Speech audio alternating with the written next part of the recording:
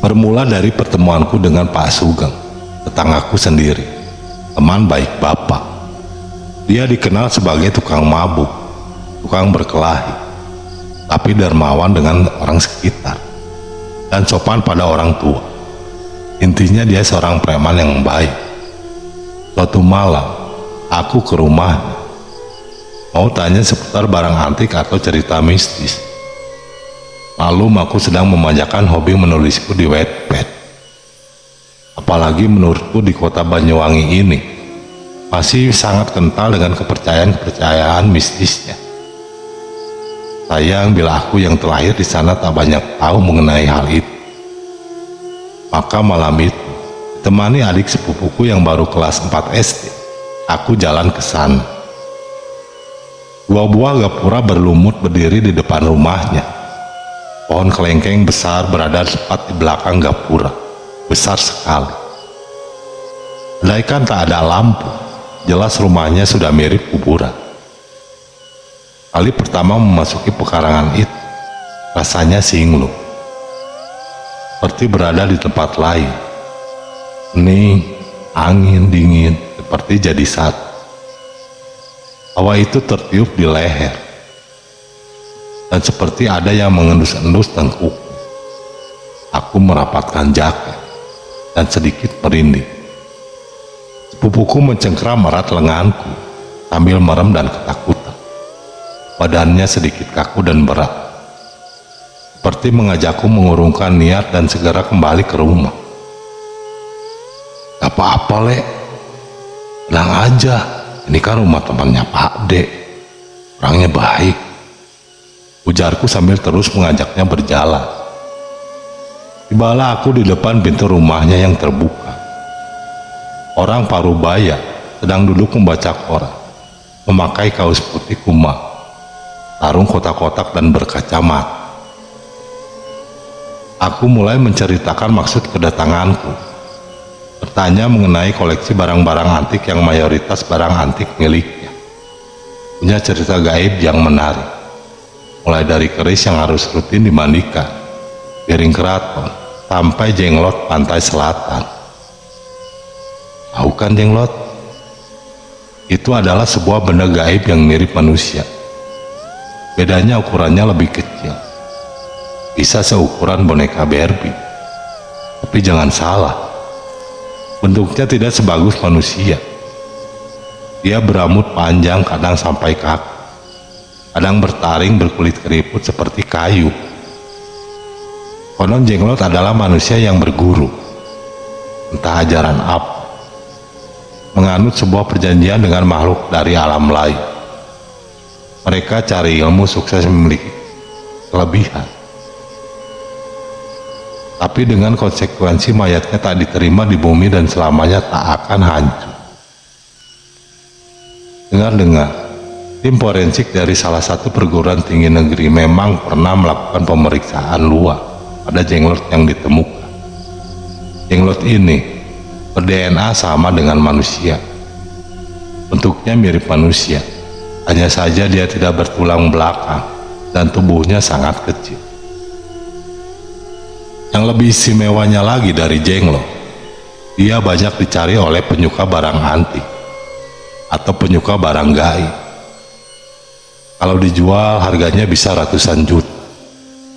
Masalahnya cara dapatnya pun tidak gampang. Orang harus mencari di tempat-tempat tertentu. Kalau di Banyuwangi, katanya jenglot banyak ditemukan di Alas Purwo. Mencarinya pun bukan seperti mencari jamur yang datang keliling lalu nemu di semak-semak, tapi dengan puasa dan ritual tertentu. "Ayo, mau tanya apa lagi?" tanya Pak Sugeng sambil membuka tutup kotak biskuit kongguan yang di dalamnya berisi keripik pisang. Aku mengambilnya beberapa, tapi tidak dengan sepupuku. Sepupuku tidak seperti biasanya. Dia diam sepanjang aku bercakap dengan Pak Sugeng. Bahkan keripik pisang kesukaannya pun tak dijamah. Meski aku sudah menyodorkan padanya, dia tampak ketakutan sekali. Aku mempercepat pertanyaan. Kalau semacam jimat itu ada nggak Pak? Yang paling sakti? Ada. Apa Pak? Sakti bagaimana? Tali pocong. Orang sini percaya tali pocong sangat sakti karena bisa dibuat ilmu kebal. Makanya saya ini sering tukaran, tapi nggak pernah luka-luka. Katanya lalu tertawa dan meneruskan isapan rokoknya. Seketika aku merinding. Cara dapatnya bagaimana? Tanyaku lagi. Nyuri di kuburan. Lalu dia diam lagi, melihat sepupuku yang semakin takut, mengepulkan asap rokok dan bercerita lagi. Tapi kamu jangan bilang-bilang ya, aku pernah nyuri tapi bukan punya orang desa sini kok. Tali pocong yang dicuri bukan milik mayat sembarangan, tapi mayat yang matinya Selasa Kliwon. Harus Selasa Kliwon. Sepupuku duduk mendekat, menggandeng tangan. Bapak berani sekali ya. Apa nggak pernah dihantui? Tentu. Awal-awal aku mencuri tali pocongnya. Pocong itu terus menghantuiku. Manapun dia selalu ikut. Aku menunduk, aku melihat dia. Aku menegadah, aku melihat dia. Manapun aku menoleh, aku akan melihat dia. Wajahnya hancur tak karuan, matanya mendelik. Terus pocong itu kapan hilangnya Pak? Dia masih sering berkeliaran di sini.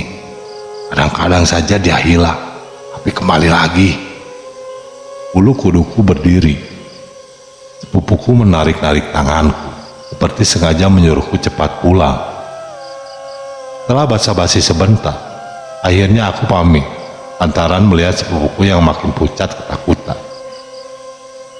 Tampaknya sepupuku itu benar-benar ketakutan hebat.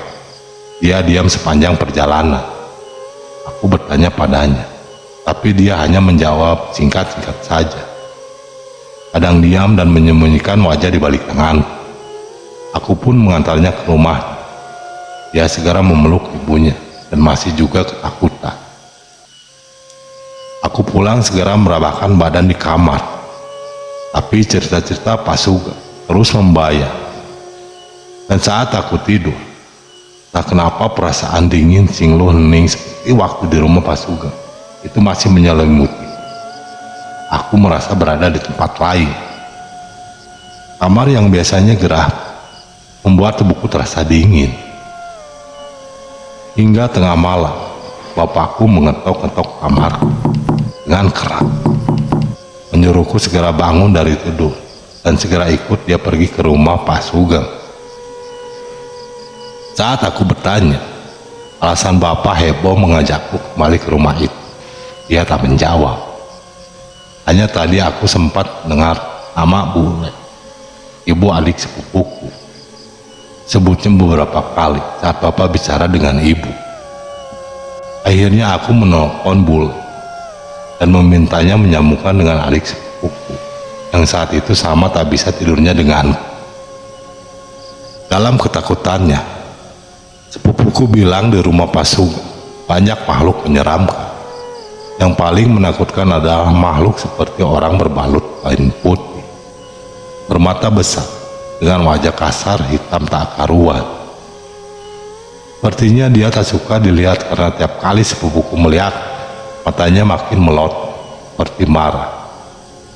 Dan tak kenapa, kata sepupu, makhluk itu terus berada di sampingku sejak pertama masuk ke rumah Pak Sugeng.